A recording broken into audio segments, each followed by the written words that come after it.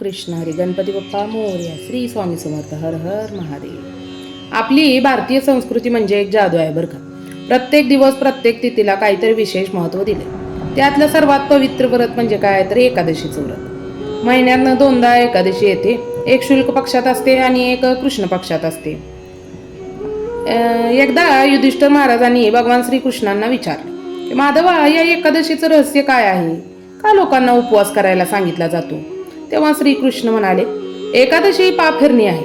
प्रत्येक पाप, प्रत्येक संकट या दिवशी केलेल्या उपवासाने दूर होतं. ज्या माणसाने एकादशी केली त्याला 1000 यज्ञ केल्याचं पुण्य मिळतं. आणि दुसरी एक कथा अशी पण सांगितली जाते की जेव्हा समुद्र मंथन झालं तेव्हा अमृत निघालं, पण त्याच वेळी पापाचा पण जन्म झाला. हे पाप इतकं प्रचंड होतं की देव दानव सगळे घाबरले. तेव्हा श्री विष्णूंनी आपल्या तेजातून एक सुंदर अशी देवी प्रकट केली. हिचं नाव म्हणजे एकादशी. त्या दिवशीपासून एकादशी देवीने पापांचा नाश केला.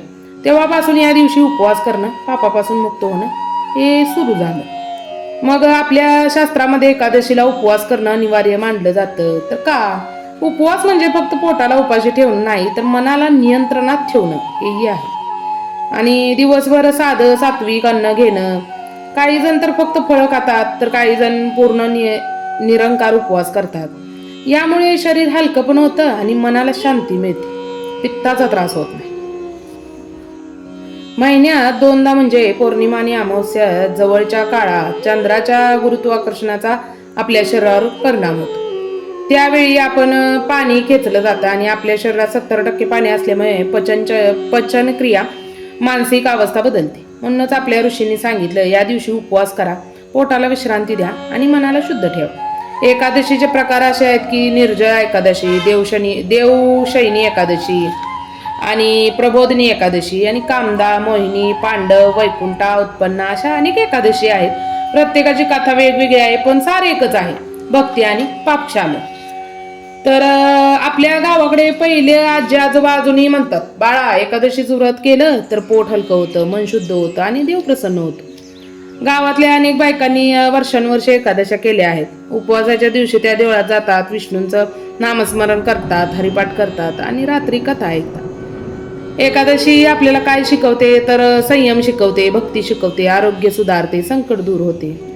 विष्णू हा पालन करतायत आणि त्यांची पूजा केली तर आपल्याला जीवनात स्थैर्य मिळतं.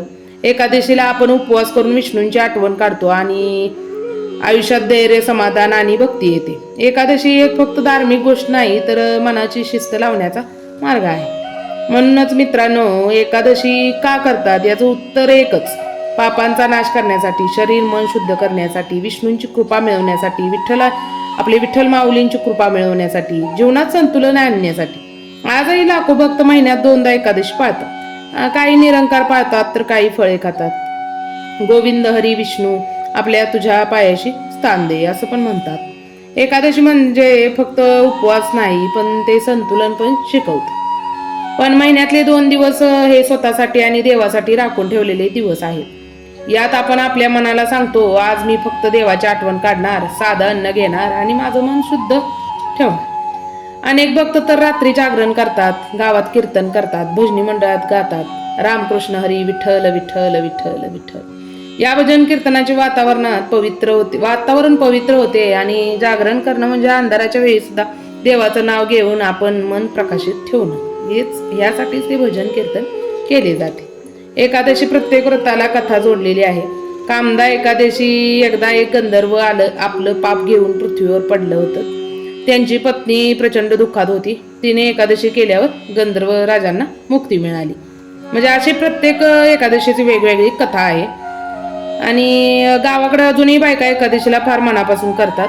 त्या दिवशी विठ्ठलांची पूजा करतात, तुळशीची माळा करतात, हरिनाम करतात, बायका उपवास करतात. धान्य न खाताच आपलं फळ पाण्यावर उपवास केला जातो. संध्याकाळी हरिपाठ, विष्णू सहस्त्रनाम म्हणतात.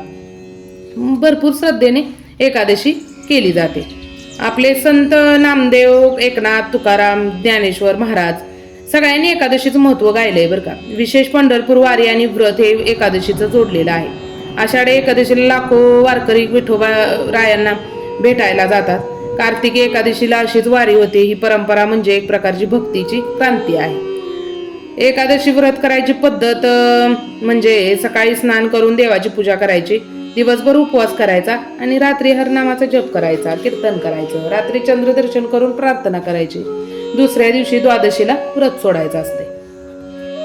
एकादशीमुळे गावातले लोक एकत्र येतात, कथा करतात, हरिपाठ करतात, कीर्तनाला एकत्र येतात.